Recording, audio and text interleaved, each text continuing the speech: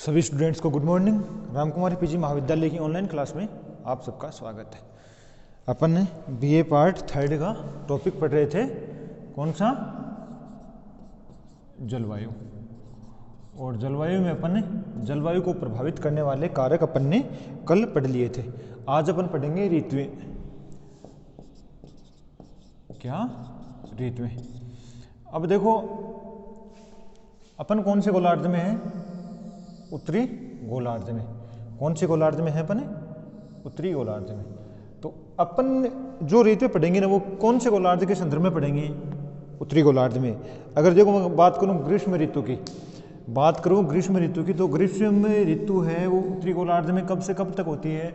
वो होती है मार्च से लेकर हाफ मार्च से हाफ जून तक, क्योंकि सूर्य है वो मार्च के बाद इधर यूं खिसकना शुरू कर देता है और कर्क रेखा तक पहुंचने में टाइम लेता है। वो प्रत्येक ऋतुएं वो 3 महीने की होती हैं। तो मार्च से अप्रैल, मई और जून। 21 जून को सूर्य है वो कर्क रेखा पर सीधा चमकता है। कर्क रेखा पर सूर्य की जो किरणें हैं वो सीधी पड़ती हैं। कब? 21 जून को। तो उत्तरी गोलार्ध के संदर्भ में अगर अपन ग्रीष्म ऋतु की बात करें तो वो कब से कब तक? ये यहां होता है 21 मार्च। 21 मार्च से 21 मार्च के बाद जब सूर्य इधर खिसकना शुरू होता है तो 21 मार्च से 21 जून तक ये उत्तरी गोलार्ध के संदर्भ में ग्रीष्म ऋतु है। उत्तरी गोलार्ध के संदर्भ में ग्रीष्म ऋतु क्या है? और अगर अपन बात करें दक्षिणी गोलार्ध की, तो दक्षिणी गोलार्ध की ग्रीष्म ऋतु कौन सी होगी? वो होगी, अब देखो यहाँ 21 जून तक अब सूर्य यहाँ से वापस आएगा। जून के बाद में 3 महीने का अंतराल देख लो आप, जून, जुलाई, अगस्त, सितंबर। तो यहाँ स्थिति होती है 23 सितंबर को। 23 सितंबर को वापस सूर्य है वो भूमध्य रेखा पर सीधा चमकता है और यहाँ 22 दिसंबर को पहुँचता है। 22 दिसंबर को सूर्य मकर रेखा पर, कहाँ? मकर रेखा पर।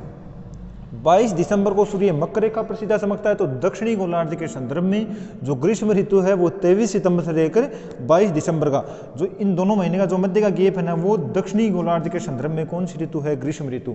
और यही ऋतु है 23 सितंबर से 22 दिसंबर तक का जो बीच का टाइम पीरियड है वो उत्तरी गोलार्ध के संदर्भ में क्या होगा? शीत ऋतु। वो होगी शीत ऋतु। ये आप जो ऋतुएं हैं 4 प्रकार की वो लिखो आप। हेडिंग डालो ग्रीष्म ऋतु। हेडिंग डालो ग्रीष्म ऋतु। पहली कौन सी ऋतु? ग्रीष्म ऋतु। देखो ऋतुएं, ये डेट ना कोई मुश्किल नहीं है, याद करने का बड़ा सिंपल तरीका है। देखो ऋतुएं प्रत्येक 3 महीने बनती हैं, प्रत्येक 3 महीने में। अब आप यूं लेके चलो, जनवरी, फरवरी, मार्च, 21 मार्च डेट आएंगी ना, डेट यही है 21, 22, 23। और कभी भी एग्जाम में अगर ऑब्जेक्टिव पेपर में कभी भी डेट ऐसे नहीं पूछेगा अगला कि भाई एक 21 जून दे दी, एक 22 जून दे दी, एक 23 जून दे दी और एक 24 जून दे दी, और फिर पूछे कि भूमध्य रेखा पर सूर्य, ये कर्क रेखा पर सूर्य की तरंगे किरणें वो सीधी कब पड़ेंगी। ऐसे ऑप्शन आपको कभी भी जिंदगी में देखने को नहीं मिलेंगे। ऑप्शन आएंगे इस प्रकार के 21 जून, 21 मार्च, 21 दिसंबर, ऐसे ऑप्शन आपस में गलत करवाने वाले। तो रटना नहीं है, आपको समझना है इस चीज़ को। ऋतुएं प्रत्येक 3 महीने में बनती है। जनवरी, फरवरी, मार्च। 21 मार्च को सूर्य की तरंगे कहाँ? भूमध्य रेखा पर। मार्च के बाद अप्रैल, मई, जून। तो 21 जून को सूर्य की तरंगे कर्क रेखा पर। जून के बाद जून, जुलाई, अगस्त, नहीं, जून के बाद जुलाई, अगस्त, सितंबर। तो 23 सितंबर को वापस मध्य रेखा पर। अक्टूबर, नवंबर, दिसंबर। दिसंबर को कहाँ? 22 दिसंबर को मकर रेखा पर। दिसंबर के बाद में जनवरी, फरवरी, मार्च। वापस 21 मार्च को कहाँ? भूमध्य रेखा पर। ऐसी ऋतुएं बनती है। और जो इनका जो गैप है वो अगर इस गोलार्ध के संदर्भ में अपन पढ़ेंगे तब तो इस गोलार्ध की ऋतु, और इसके संदर्भ में पढ़ेंगे तब ये। और अपोजिट देखें, अगर उत्तरी गोलार्ध के संदर्भ में अपन देखें शीत ऋतु कौन सी है, तो ये ले लो। इधर जब गर्मी होगी तब इधर क्या होगा? सर्दी होगी। इधर सर्दी होगी तब इधर क्या? गर्मी होगी। ग्रीष्म ऋतु में लिखो, यह है सामान्य रूप से, यह है सामान्य रूप से, यह है सामान्य रूप से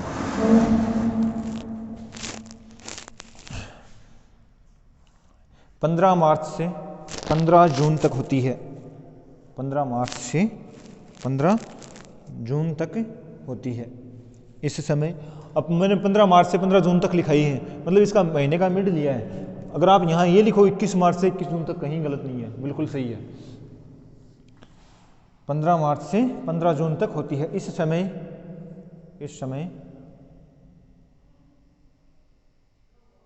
पृथ्वी के परिप्रेक्ष्य में सूर्य उत्तरायण या उत्तरी गोलार्ध में होता है। सूर्य उत्तरायण हो जाता है, जिसके फलस्वरूप संपूर्ण महाद्वीपीय भाग गर्म होने लग जाता है या गर्म होने लगता है। नेक्स्ट रो में लिखो, भारत में लू का प्रभाव, लू जो गर्म होती है राजस्थान में चलती है, जो एक स्थानीय पवन है।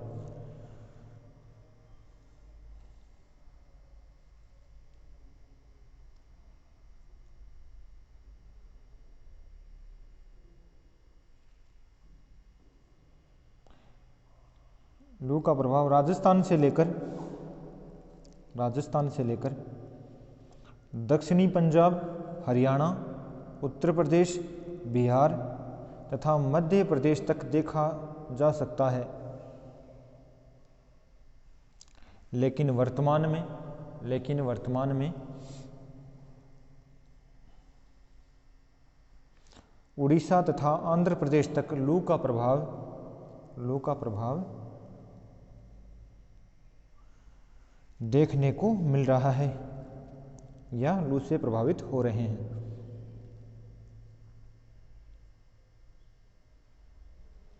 नेक्स्ट रो में लिखो, इन क्षेत्रों में सामान्यतः स्थलीय भाग पर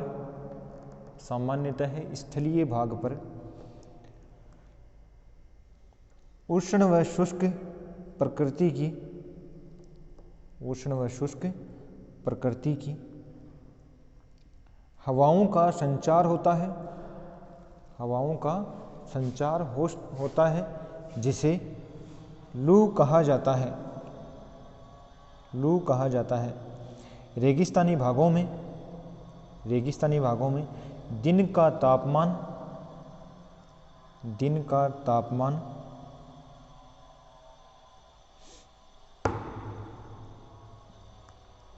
50 डिग्री सेंटीग्रेड को पार कर जाता है। दिन का तापमान 50 डिग्री सेंटीग्रेड को पार कर जाता है। नेक्स्ट लाइन में लिखो, ग्रीष्म ऋतु में इन क्षेत्रों में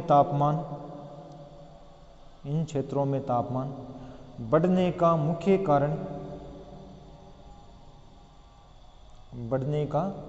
कारण ITCZ, क्या ITCZ, और कोष्टक में लिख लो अंतर उष्ण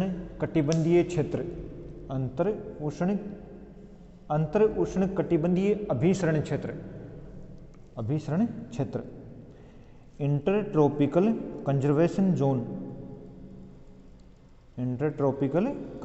जोन का उत्तर की ओर खिसकाव ITCZ जून के अंतिम सप्ताह में लगभग 25 डिग्री उत्तरी अक्षांश तक पहुंच जाता है।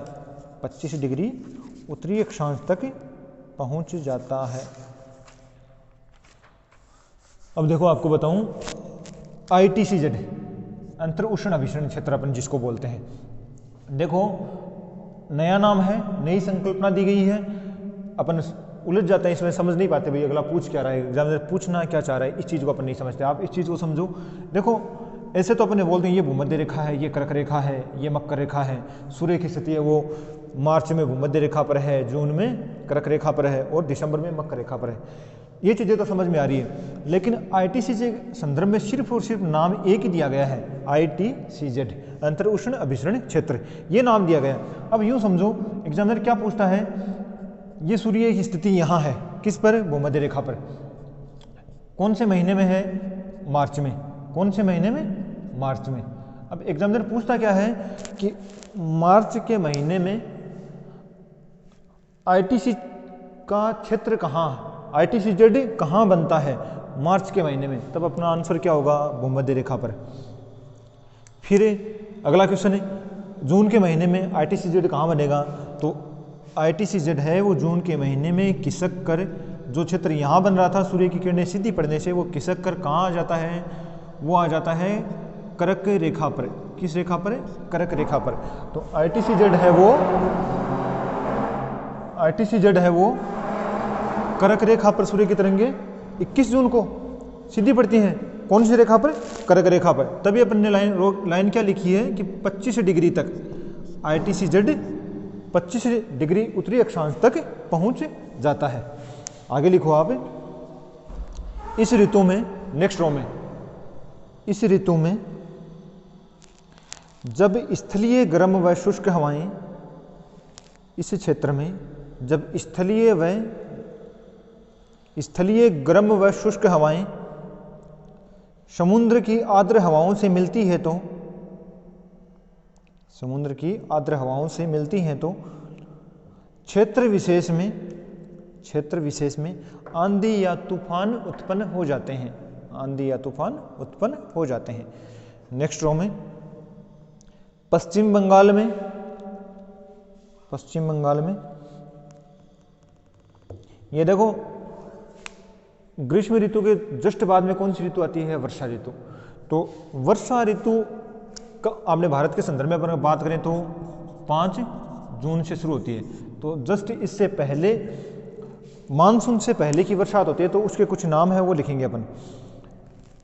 जो ये चक्रवात बन रहे हैं ना इससे पहले, वो नेक्स्ट टॉपिक को, पश्चिम बंगाल में ऐसे तूफानों को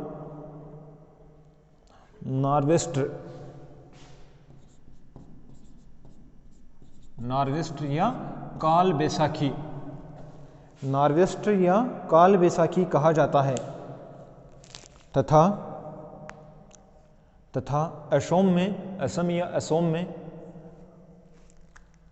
में इसे बारदोली छिड़ा, क्या ये नाम याद करने हैं, बारदोली छिड़ा, पहले भी पढ़े होंगे आपने। देखो असम में इन्हें क्या कहते हैं, बारदोली छिड़ा, पश्चिम बंगाल में नॉर्वेस्टर या काल बैसाखी।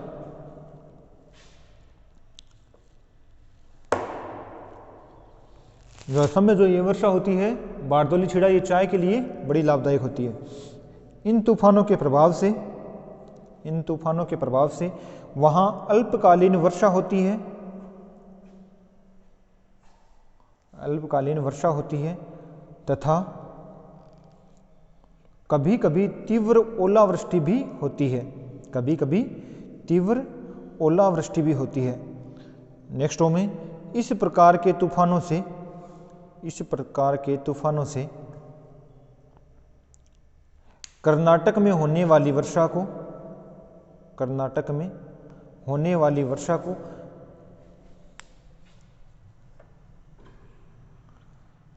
चेरी बलगम कहा जाता है, क्योंकि इसके प्रभाव में आकर कॉफी की कृषि, देखो चाय के लिए तो बारदोली छिड़ा, और कॉफी और ये एक आमों के लिए आम्र वर्षा होती है, ये जिसको अपन चेरी बलगम बोलते हैं, कॉफी की कृषि के लिए लाभान्वित होती है। केरल व तटीय कर्नाटक में आम की फसलों को लाभ पहुंचता है, जिसे आम्र वर्षा कहते हैं, अब आप देखो ध्यान क्या रखना है आपको, जो मानसून से जो पूर्व जो चक्रवातीय वर्षा होती है, गर्मी कारण जो चक्रवात बनते हैं, क्रिएट होते हैं, उनसे देखो नॉर्वेस्टर और बारदोली छिड़ा, ये दोनों तो चक्रवात कहाँ, पूर्वी भारत में, कहाँ, पूर्वी भारत में। और जो ये चेरी बलगम है, चेरी बलगम वो केरल कर्नाटक में, जहाँ मतलब मानसून की शुरुआत होती है। मानसून की शुरुआत कहाँ होती है, केरल के मालाबार तट में। तो यहाँ पर जो शुरू में जो वर्षा होती है, आम, इस वर्षा से आम पकते हैं, तब इसे अपन क्या कहते हैं, आम्र वर्षा। और आम और कॉफी के लिए कौन सी, चेरी बलगम। और ये बारदोली छिड़ा वो किसके लिए, चाय के लिए। ये नॉर्वेस्ट है, ये कहाँ, पश्चिम बंगाल में। अब नेक्स्ट लिखो आप, ग्रीष्म ऋतु के बाद में वर्षा ऋतु, ग्रीष्म ऋतु के बाद में वर्षा ऋतु।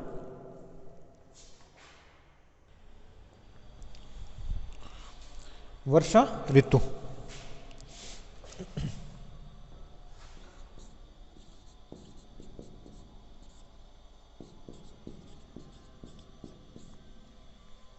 देखो, जब सूर्य भूमध्य रेखा से कर्क रेखा पर पहुंचा यहाँ तक, तब इधर वाला इस भाग में गर्मी अत्यधिक बढ़ गई।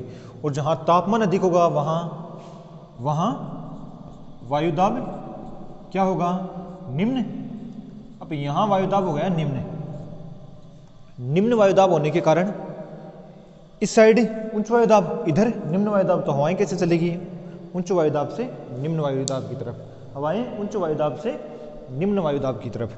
इससे क्या होगा, मानसून आएगा। तो भारत में मानसून कब आता है, जून के महीने में।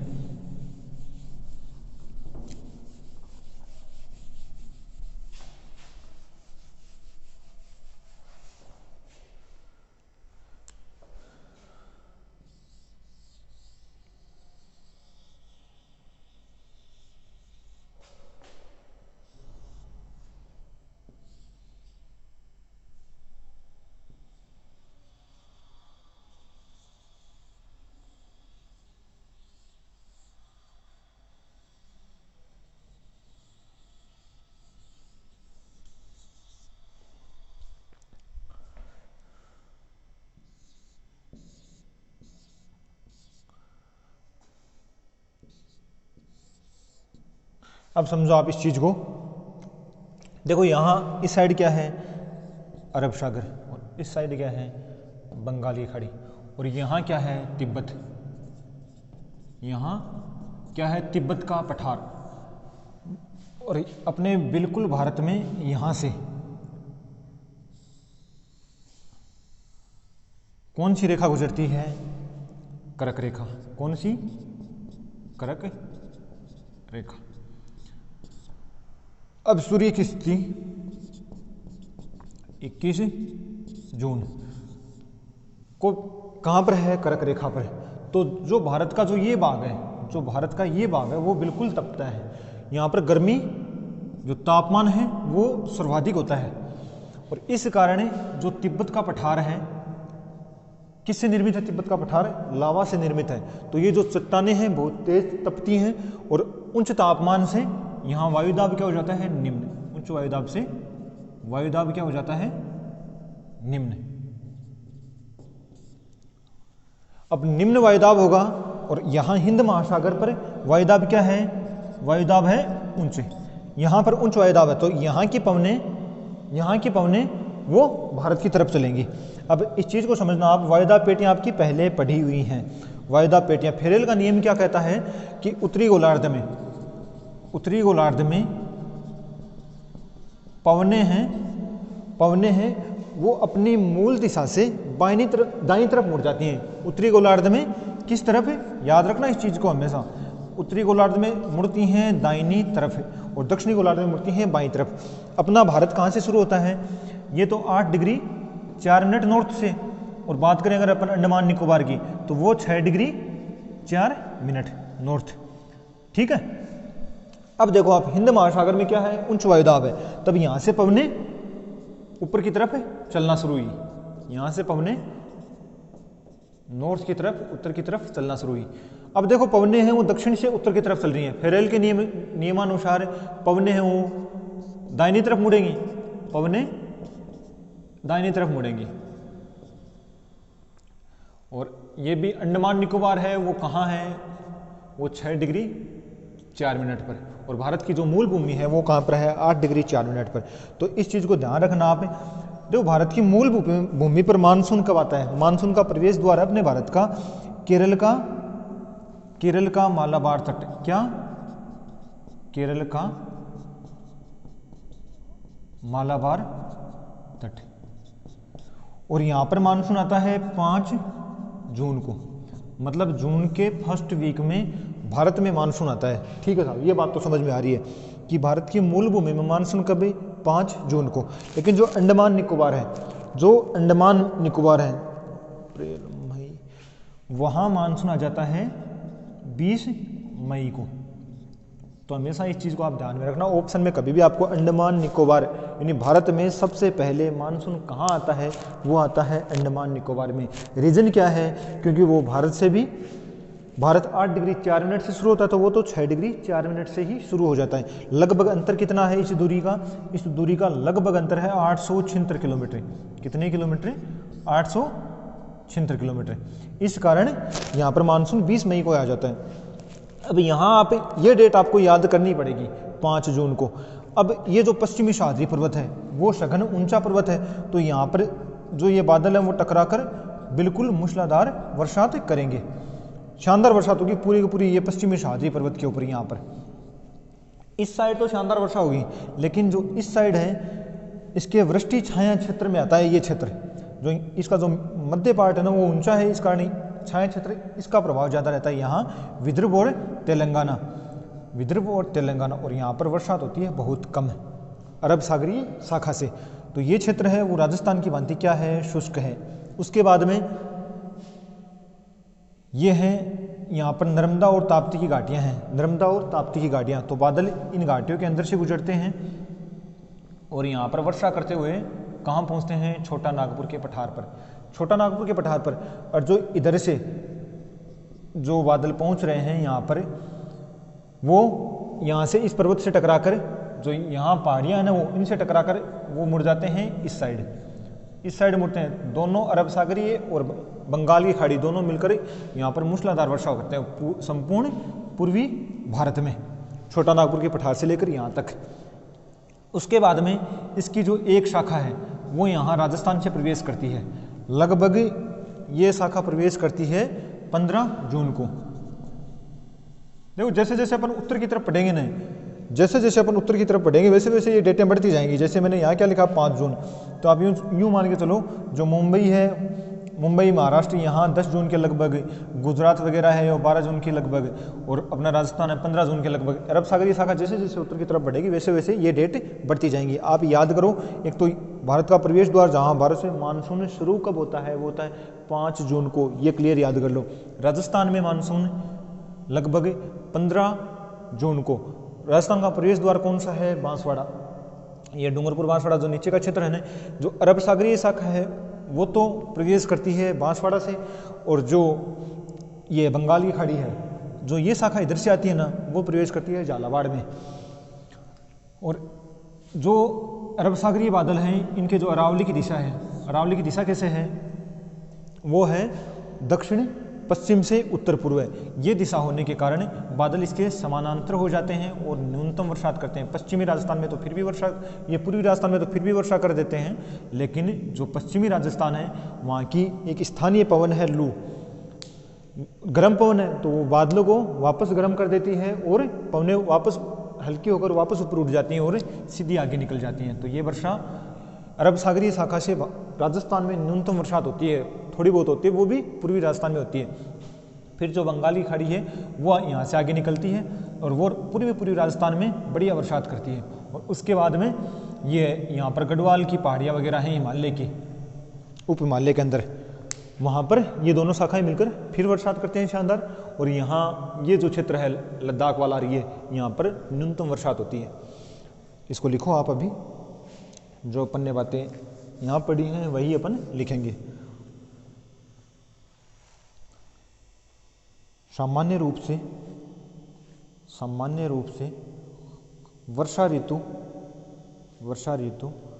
मध्य जून से सितंबर तक मानी जाती है। इस समय संपूर्ण भारतीय उपमहाद्वीप इस समय संपूर्ण भारतीय उपमहाद्वीप पर निम्न वायुदाब का केंद्र उपस्थित रहता है जिसे मानसूनी गर्त कहा जाता है। देखो गर्त है मतलब गड्ढा है, तो चारों तरफ से जो पानी है वो उसी में आएगा।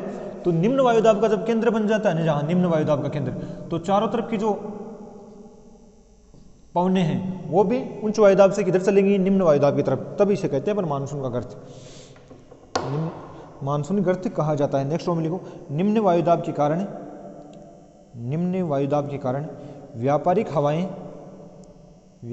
हवाएं आर्द्रता से परिपूर्ण होकर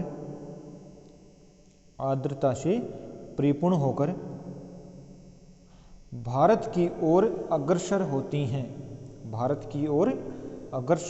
हैं और क्षेत्र विशेष में वर्षा करती हैं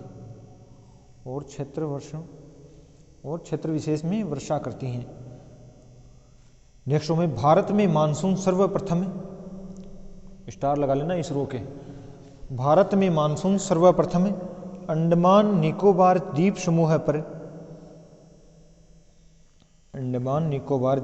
पर लगभग 20 मई को दस्तक देता है या प्रवेश करता है, दस्तक देता है। नेक्स्ट रो में, मानसून भारत में मुख्य भूमि पर जो मूल भूमि है वो, ये तो द्वीप है अंडमान निकोबार, तो मुख्य भूमि पर सर्वप्रथम 1 से 5 जून के मध्य केरल के मालाबार तट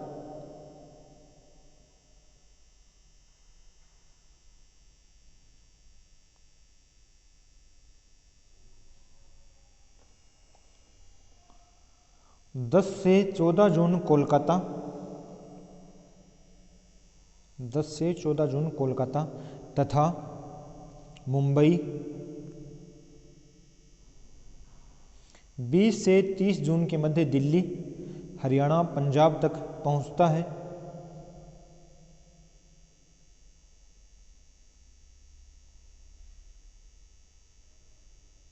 तथा 1 से 2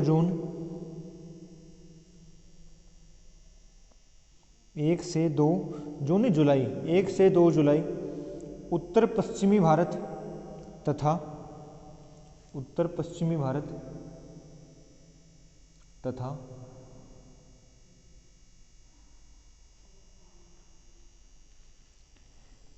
सबसे अंत में पश्चिमी राजस्थान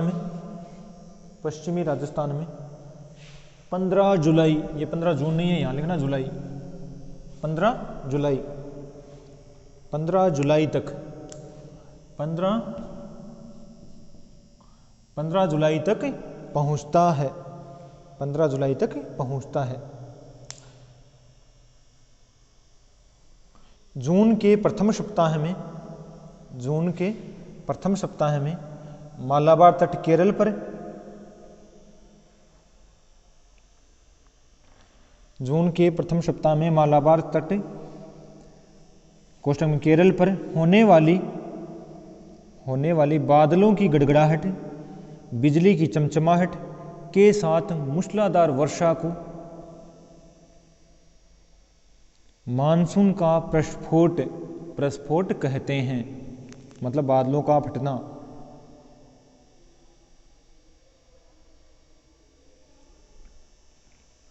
नेक्स्ट में, भारत की प्रायद्वीपीय आकृति के कारण मानसूनी हवाओं को दो भागों में विभक्त हो जाती हैं। जिसे क्रमशः अरब सागर का मानसून तथा अरब सागर का मानसून, इधर वाला अरब सागर का मानसून, इधर वाला बंगाली खाड़ी वाला मानसून, अरब सागर का मानसून तथा बंगाल की खाड़ी का मानसून नाम दिया जाता है। अब हेडिंग डाल लो आप, अरब सागर की मानसूनी पवने या अरब सागर की मानसून पवने, ये लिखेंगे अपन कल। आज के लिए इतना काफ़ी, धन्यवाद। अरब सागर की बात करेंगे अपन नेक्स्ट क्लास में।